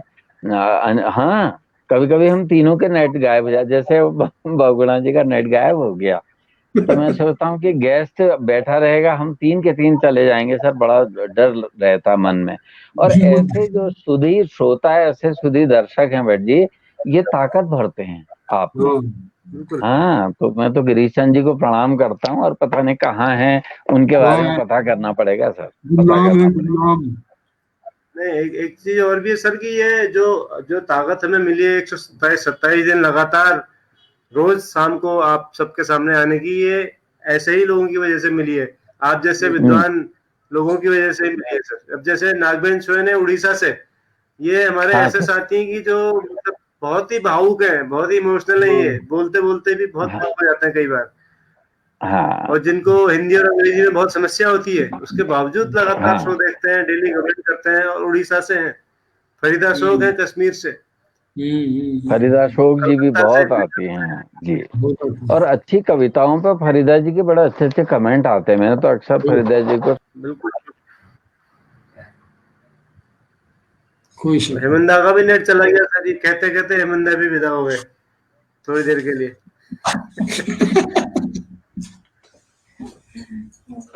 ये अच्छा है यार, ये बढ़िया है। हाँ। हाँ, और पूरन सिंह बोरा जी कह रहे हैं कि कोरोना जो है वरदान साबित हुआ। बिल्कुल बोरा जी, आप बिल्कुल ठीक कह रहे हैं। देखिए, हमारे जो माननीय प्रधानमंत्री नरेंद्र मोदी जी, उनसे मैंने तो एक बात सीखी है कि जब भी कोई आपके ऊपर समस्या खड़ी हो तो आपको उस मुसीबत को जो है मौके में बदल देना है। तो सर बहुत सारे लोग हैं जो नरेंद्र मोदी जी को वो तो माननीय प्रधानमंत्री जी को शी जिनपिंग ने सिखाया था। जब आए थे ना वो अहमदाबाद में, तो उन्होंने ये हाँ कहा था कि हमारी चाइनीज में जब आप प्रॉब्लम लिखते हो ना, प्रॉब्लम जो कैरेक्टर में प्रॉब्लम के लिखते हैं चाइनीज में, उसका दूसरा अर्थ होता है अपॉर्चुनिटी। जी चीनी भाषा बिल्कुल। में पिछले 2000 साल से लिखा जा रहा है प्रॉब्लम के लिए जो शब्द बनता है दूसरा, वो होता है अपॉर्चुनिटी। तो प्रॉब्लम जी और अपॉर्चुनिटी, और मोदी साहब हमारे माननीय प्रधानमंत्री तो हर जगह से सीखते हैं, वहां से उन्होंने सीख लिया उसको और अप्लाई जी किया, जी और जी। देश में क्या कायाकल्प किया है। सर आपकी आवाज भी मुझ तक नहीं आ रही है। खैर चलो कोई बात हेलो नहीं। जी। हेलो सर, आप सुन पा रहे हैं? हाँ मैं सुन पा रहा हेलो। हूँ। हाँ, बीच में आपकी आवाज चलेगी। तो मैं ये कह रहा था सर कि आदरणीय प्रधानमंत्री जी से हमने तो कम से कम ये सीखा कि कोई भी जो समस्या है उसको अवसर में बदल दो। तो कोरोना काल हमारे लिए भी समस्या था, हमने अवसर में बदल कर उसको द टीचर शो शुरू किया, और नतीजा आज ये है कि 127वें दिन हम आज हैं, और एक से बढ़कर एक प्रतिभाओं को हमने देखा, सुना, जाना, समझा, उनसे सीखा जो हमारी कल्पना से बाहर थे। ऐसे ऐसे चमत्कारी शिक्षक हमारे इस कार्यक्रम में शामिल रहे। तो ये हमारे लिए भी बहुत बड़ा अवसर रहा कोरोना तमाम नकारात्मकताओं के बावजूद। अतुल शर्मा जी कह रहे हैं हमारी बोलचाल की भाषा में तो उर्दू स्वयं मिली हुई है हेमंत भाई। जी। और प्रदीप जोशी जी कह रहे हैं जोशी सर, इस जोशी सर को सादा अभिवादन की आपने शिक्षकों के कार्य को इस कोरोना काल में पहचान दी है। ऐसी पहचान आप जैसे लोग ही दे सकते हैं जो बहुत संवेदनशील है, अन्यथा अधिकांश लोग यह मानते हैं कि शिक्षक तो घर बैठकर मजे कर रहे हैं। ये अच्छी बात। और सर अतुल शर्मा जी का मानना है कि जो प्रभात उप्रेती सर ने भी बहुत ही अच्छा इंटरव्यू दिया, उनकी बातों को वो बहुत ज्यादा मान दे रहे थे और कह रहे थे कि प्रभात उप्रेती जी को प्रणाम कहिएगा। सर प्रभात उप्रेती जी बहुत अद्भुत व्यक्ति हैं, और मेरा दुर्भाग्य रहा कि उस दिन मेरी कनेक्टिविटी गड़बड़ हो गई। वो मुझसे नाराज है, हाँ। उनका मेरे पास मैसेज आया कि मुझे बुला के आप खुद नहीं आए। तो उस दिन थोड़ा अतुल तकलीफ शर्मा आया जी सर। उनकी बड़ी तारीफ कर रहे थे। नहीं नहीं, वो बहुत कमाल आदमी है सर, बड़ा खरा बोलते हैं, बहुत साफ साफ बोलते खरा हैं, बड़ा बोले। स्पष्ट। वो उनके अंदर बहुत ही, मैं तो उनका बहुत बड़ा नहीं, लेकिन प्रशंसक। उन्होंने हमारी लाज रखी, हाँ सर। उन्होंने हमारी लाज रखी सर। उन्होंने इतनी ग्रेस को बनाए रखा, हालांकि हमने कुछ भ्रष्टताएं भी की उस प्रोग्राम में, लेकिन वो फिर भी, क्योंकि वो और शीश डोभाल जी आपने कहा ऋषि दुर्वासा हैं, क्योंकि कब गुस्सा आ जाए कुछ पता नहीं, सुई छोड़ के चल दें। लेकिन उन्होंने बहुत बहुत हमारी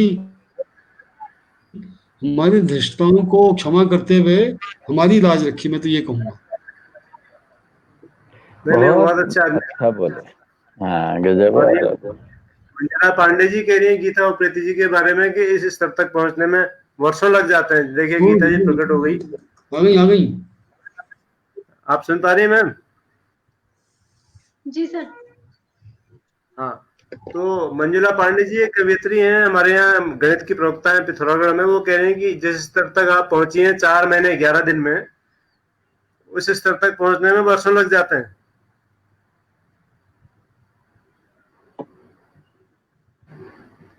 तो मंजुला मैम अभी जब अन्नप्राशन संस्कार होगा 6 महीने में, तो तब आप देखिएगा कहाँ पहुंचती है गीता मैम।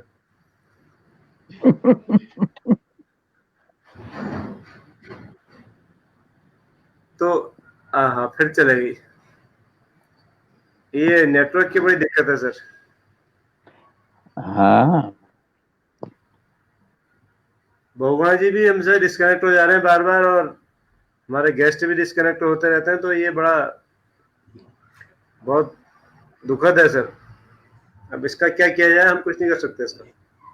लेकिन जितना भी आज उनसे वार्तालाप हुआ है तो बहुत मोटिवेट हुए होंगे लोग। जी सर मुझे लगता है कि अब हमें आज के जो सवाल आपने पूछा था उसके जवाब पर आना चाहिए। अभी तक कोई जवाब हमारे पास आया नहीं है जहां तक मुझे ध्यान है। तो हाँ।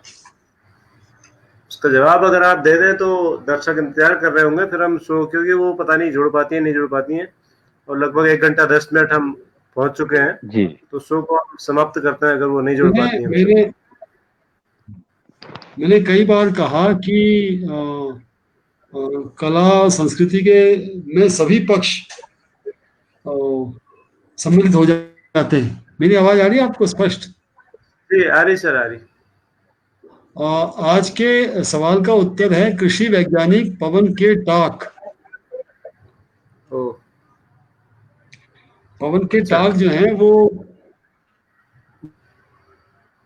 किया है कृषि के क्षेत्र में और जैविक खेती में स्पेशली, कि उनको मन करता है कि बस उनके पास बैठ के सीखा जाए, देखा जाए। बहुत दूर बोरुंदा गांव जोधपुर के आगे वो रहे, गरीब, आर्थिक रूप से गरीब परिवार में जन्मे, फिर एमएससी टेक्नोलॉजी किया, और उनके जो मॉडल है डूंगरपुर मॉडल, और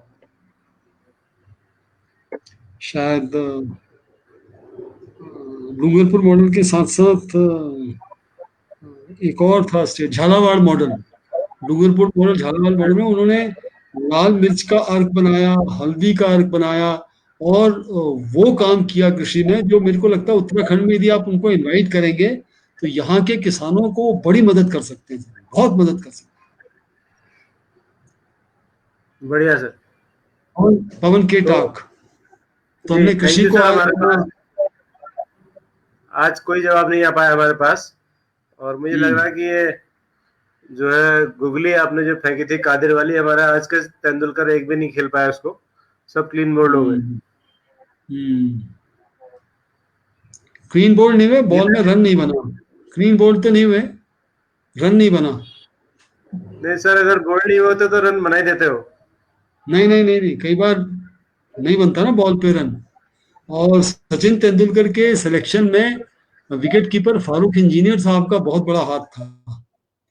हमारे उस जमाने में फारूक इंजीनियर हुआ करते थे विकेट कीपर, आपको याद होगा, टीम का एडवर्टाइजमेंट वो दिया करते थे। आजकल तो क्रिकेटर्स हर चीज में एडवर्टाइजमेंट करते हैं, लेकिन उन दिनों बहुत कम था एडवर्टाइजमेंट क्रिकेटर्स का, और वो बिल क्लिन का एडवर्टाइजमेंट करते थे। उन्होंने सिलेक्शन कमेटी के मेंबर्स में डिस्कशन होते उसमें काफी भूमिका निभाई थी। अजीत वाडेकर, फारूक इंजीनियर, ये सब लोग जो थे वो एक्चुअली महाराष्ट्र लॉबी भी चलती थी। महाराष्ट्र वो एक जमाना था लॉबिंग का, अब वो नहीं है। अब वो नहीं है, अब तो अभी भी है सर, वो अभी भी है, क्रिकेट में है, आज भी जोन बटे हुए ना, जोन के हिसाब से सिलेक्शन होता है। अब देखते हो उत्तराखंड से कौन आता है। हाँ, तो ये जो हम बात कर रहे थे, हमारे जो फारूक इंजीनियर हैं, हमारे भगवान जी, वो तो गायब हो गए शुरू होते ही, गायब हो गए। मंजुला पांडे जी कह रही है कि मुझे इंतजार रहेगा भट्ट जी उभरती गायिका को पुनः सुनने का, और उनकी सराहना करने का, और उनसे बहुत कुछ सीखने का। भट्ट जी, मैं फिर से कहूंगा कि ये जितने हमारे वक्ता आते हैं ना, इनके नंबर यदि शेयर हो जाए तो कई सारे सुधी श्रोता जो हैं वो उनसे वार्तालाप, जैसे मंजुला जी खुद एक कवित्री हैं, और वो हो सकता है गीता जी को नजदीक में ही है, बातचीत करें, फोन पे बातचीत करें, क्योंकि आपका इंटरस्टेट फ्री है फोन, और मेल लिखकर अपनी रचनाओं को शेयर कर सकती हैं। सारे लोग सोशल मीडिया में, सिर्फ फेसबुक में जुड़े हुए हैं, सब एक दूसरे से कनेक्टेड हैं, और नहीं है तो हो सकते हैं। जी गीता जी, स्वागत है आपका फिर से। Hello Gita ma'am, Preeti ji, hello, मेरी आवाज आ रही? हाँ जी। अरे हमारे दर्शक बड़ी बेसब्री से आपका इंतजार कर रहे हैं, कमेंट पर कमेंट कर रहे हैं, लेकिन हम क्या कहें उनको, नेटवर्क जो कमबख्त ये बेवफा नेटवर्क है। हाँ, इसने अभी थोड़ा नेटवर्क आया है, तो मैं अगली गजल नेटवर्क ऐसा ना, मंजुला मैम जो खुद रचनाकार हैं, उन्होंने 5-6 कमेंट कर दिए। वेटिंग। मंजुला मैम को हम प्रणाम करते हैं, वो हमेशा हर शो में रहती हैं, और अभी लगातार उनका आशीर्वाद आपको मिला है। हेमंदा के शहर की है वो, नैनीताल की। लेकिन नहीं, मंजुला मैम ने तब से देखना शुरू किया जब वो आई थी शो में। चैलेंज हमने दिया था कि आप देखिए इस शो को, क्योंकि उन्होंने कुछ ऐसा कहा था कि आपके 3-4 शो बहुत अच्छे हैं। तो भट्ट जी ने कहा कि आपने और शो देखे? उन्होंने कहा नहीं, मैंने देखे नहीं। तो फिर उनसे कहा कि देखिएगा, तब से वो लगातार जुड़ गई। जैसे शुरू में हमारे दिल्ली के रजनीकांत शुक्ल जी ने कहा पहले मैं उसकी गुणवत्ता देखूंगा तब जुड़ूंगा, और फिर रजनीकांत जी हमसे लगातार जुड़ गए। तो मंजुला मैम यहीं की है। अच्छा, उस दिन तो पिथौरागढ़ के प्रतिनिधित्व कर रही थी वो। हाँ, है पिथौरागढ़ में। वो पोस्टिंग पिथौरागढ़ में है सर, रहने वाली नैनीताल की है अच्छा, रहने वाली नहीं थी। जी। तो वो फिर डिस्कनेक्ट हो गई है हमसे गीता मैम, लेकिन वो बार बार तो कोशिश कर रही है क्योंकि कोई बात नहीं, अब मुश्किल भी है और 1 घंटा 15 मिनट हो गया है। इस प्रतिभा का परिचय आपने हमको और सबको कराया भट्ट जी, और ये बहुत ही खुशी की बात है कि आज मतलब जो आपने कहा ना, भट्ट जी ने ही अपने शब्दों में कहा था कि पद्मश्री पुरस्कार से सम्मानित और 3-3 बार के प्रेसिडेंट अवार्डी एक ही आदमी, ऐसे लोग भी हमारे शो में आए और एक बिल्कुल नवांकुर भी आए। तो ये बहुत अच्छी बात है। पता नहीं 2 साल बाद कैसा कहाँ पहुंचे ये बच्ची, ये बहुत खुशी की बात है। और सर मैं ये भी बताना चाहूंगा कि कल यानी कि 128वां एपिसोड हमारा कल को होगा, कल 19 अक्टूबर होगी। तो कल जो हमारे शो में कवि आ रहे हैं वो बहुत नामचीन कवि हैं, बहुत जाने माने नामचीन शिक्षक और कवि हैं। दिल्ली से संदीप सजर साहब। अरे वाह, बहुत अच्छा। संदीप सजर कल हमारे साथ रहेंगे ठीक 7 बजे से। तो ये हमारी शो की खास बात है कि यहाँ वो कुछ लाइनें सर मैं शो के संदर्भ में कहना चाहूंगा। मंजुला पांडे जी कह रही है जी जोशी जी, लेकिन शो देखे थे सर। अब वो पता नहीं क्या कहना चाह रही है। हेमंदा, मैं शो के संदर्भ में 2 लाइनों में इस शो को डिफाइन करना चाहूंगा, इसको परिभाषित करना चाहूंगा द टीचर शो को। स्वागत है बेटे, स्वागत है। एक ही सफ में खड़े हो गए महमूद और अयाज, एक ही सफ में खड़े हो गए महमूद और अयाज, ना कोई बंदा रहा ना कोई बंदा नवाज। क्या बात है, आहा, ना कोई बंदा रहा ना कोई बंदा नवाज, बहुत तो हमारे शो में ना कोई बंदा है ना कोई बंदा नवाज है, सब एक ही सफ में खड़े हैं, चाहे वो बहुत महान पुरस्कृत शिक्षक हो, चाहे गीता उप्रेती जी जैसी 4 महीने 11 दिन पुरानी कवियत्री हो। यहाँ तो आर्ट की कद्र है और यहाँ संघर्ष की कद्र है और यहाँ मेहनत की कद्र है। बिल्कुल बिल्कुल बिल्कुल बिल्कुल जी। तो गीता जी एक बार अंतिम बार फिर कोशिश कर रही है सर, देखिए गोल गोल घूम रहा है उनका जो कर्सर है। जो देखे वो बेहतरीन लगे सर, मंजुला मैम कह रही जो शो देखे वो बेहतरीन लगे। और पाठक जी कह रहे हैं, हेमचंद पाठक जी, जब जब पड़ता है कमजोर नेटवर्क बातचीत का कर देता है बेड़ा गर्क। वाह, देखिए पाठक जी भी कभी होने लगे धीरे धीरे। आपको ये गीता जी को देख के असर हो गया है। मैं शायर तो नहीं, मगर नेटवर्क और गर्क क्या क्या मिला है ये तो। जब होता है कमजोर नेटवर्क बातचीत का कर देता है क्या बेड़ा गर्क। वाह वाह वाह वाह, वर्क में गर्क क्या जोड़ा। बहुत बढ़िया पाठक जी। आनंद। ये तो भटजी तो प्रैक्टिकल है, वो ये प्रैक्टिकल हो गया आज। बिल्कुल प्रैक्टिकल क्लास चल रही है अभी सर। हाँ मुझे तो मैं बीच में आप कई एपिसोड्स में नहीं आ पाए जी। कई एपिसोड्स में हमने ऐसा प्रैक्टिकल भी किया कि हमारे जो कवि आते थे, हम दोहा चैलेंज देते थे दर्शकों को। दोहे की एक लाइन देते थे, दूसरी लाइन दर्शक लिखते थे। तो बहुत अच्छे अच्छे दोहे दर्शकों ने लिख के सर लाइव दिए 1 घंटे के अंदर हमको। एक ही लाइन का दूसरा वो दोहा चैलेंज अभी इस बीच हमने काफी दिनों से नहीं दिया जी। जो भी हमारे दोहे के आते थे तो हमने दोहा चैलेंज 3 या 4 एपिसोड्स में दिया और दर्शकों ने खूब बढ़ चढ़ के उस पर दूसरी लाइन लिख करके दोहा पूरा किया। और कई बार तो जो मूल दोहा था उससे अच्छा अर्थ निकल के आया। बहुत बढ़िया। वही कहता हूँ, कभी कभी जैसे आप कहते हैं कि संचालन के लिए क्या, मैं कहता हूँ हर शिक्षक जो है वो एंकर होता है। हमें तो रोज प्रैक्टिस होती है सर, 8 पीरियड में से 6 पीरियड पढ़ाना है, तो एंकर ही हुए सबके सब। और बच्चों को कैसे हम अच्छे से एंकर ही अच्छा हुए। दें, बच्चे आकर्षित हों, हम मेहनत करते हैं कि बच्चों के सामने अपना प्रेजेंटेशन कैसे करें। अब कभी मूर्तिकार आएंगे तो भट्ट जी उस दिन मैं मोम वगैरह बना के रखूंगा यहाँ पे। बस मूर्तिकार आए और मैंने एक मोम की मूर्ति बनाई और दिखा दिया। कल जो इजहार आए थे वो मूर्तिकार भी हैं। हाँ मूर्तिकार, और हाँ सर उन्होंने किताबें लिखी हैं। हाँ किताबें लिखी। मोहन फिर जोदड़ो वो पे बहुत उनकी बहुत अच्छी फैंटेसी है उनकी एक। हाँ कल मतलब तो वो हमारे बहुत ऐसे जितने कलाकार आए वो उनके लिए एक शो काफी नहीं था। वो एपिसोड 1 कमाल, एपिसोड 2 ऐसे होना चाहिए था। वो बहुत उनका नहीं सर, वो हम आने वाले समय में करेंगे ऐसा, कभी ऐसा हो पाया तो हाँ हाँ हाँ कुछ ऐसा बनाएंगे मैकेनिज्म की जो अब है। मुझे लगता है गीता जी बहुत प्रयास कर रही हैं, लेकिन वो आज इतना ही था जी। समाप्त की ये हो जाए, 1 घंटा 20 आज हम मिनट हो विदा गया लेते हैं मुझे सर, लगता है। आज हम विदा लेते हैं। गीता जी को कोशिश करेंगे फिर किसी दिन दूसरा अवसर इस शो में आने का हम कोशिश करेंगे कि उनको दिया जाएगा। और बहुत खूबसूरत उन्होंने लिखा, जितना भी लिखा। आज 4 महीने 11 दिन हो गए हैं, और अगली बार जब आएंगी तो शायद कुछ और प्रौढ़ हो चुकी होंगी अपनी बिल्कुल। और कविताओं के साथ अपनी।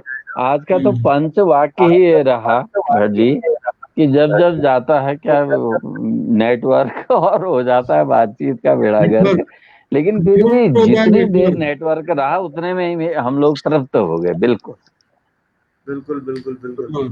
तो कल शाम 7 बजे मित्रों संदीप सजर हमारे बीच होंगे, दिल्ली के बहुत बड़े हाँ, बहुत कवि, अच्छे कवि, शायर बहुत हैं, बड़े शिक्षक हैं, बहुत बड़े कवि हैं, हमारे साथ लाइव रहेंगे 7 बजे, देखिएगा। और अगर पिछले 126 एपिसोड जो हमारे 14 जून से आज तक हो चुके हैं, आज 127वां है, आप देखना चाहते हैं तो हमारे YouTube चैनल विविधा पर जाकर देख सकते हैं। वहाँ हमने सारे एपिसोड्स अपलोड किए हैं, उसको देखिएगा और अपने मित्रों को शेयर कीजिएगा, ताकि आप भी उन तमाम शिक्षकों की प्रतिभाओं से परिचित हो सकें, उनसे सीख सकें, जिन्होंने अपने अपने क्षेत्र में बहुत उल्लेखनीय काम किया है और वो उन्होंने हमारे शो में शेयर किया है।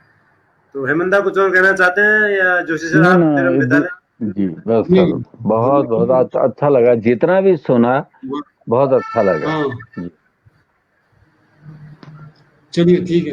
तो ओके ठीक है सर, हम जो है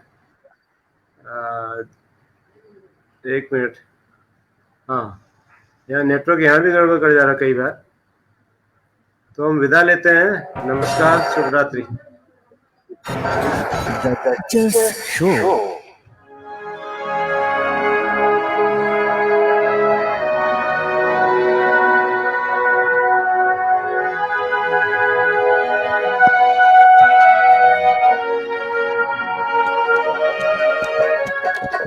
The Teachers Show है ये सरकार, The Teachers Show है ये सरकार। चलो जी हो जाओ तैयार, चलो जी हो जाओ तैयार, चलो जी हो जाओ तैयार। The Teachers Show है ये सरकार, The Teachers Show है ये सरकार।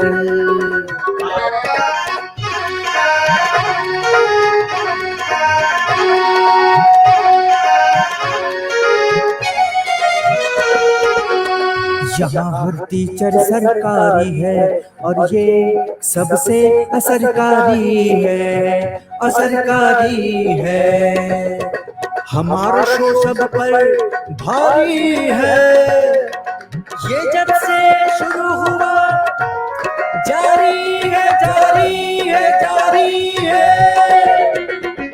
The Teachers Show है ये सरकार। चलो जी हो जाओ तैयार, चलो जी हो जाओ तैयार।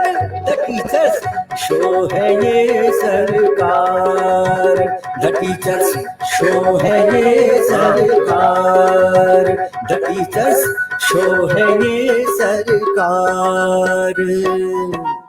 The Teachers Show।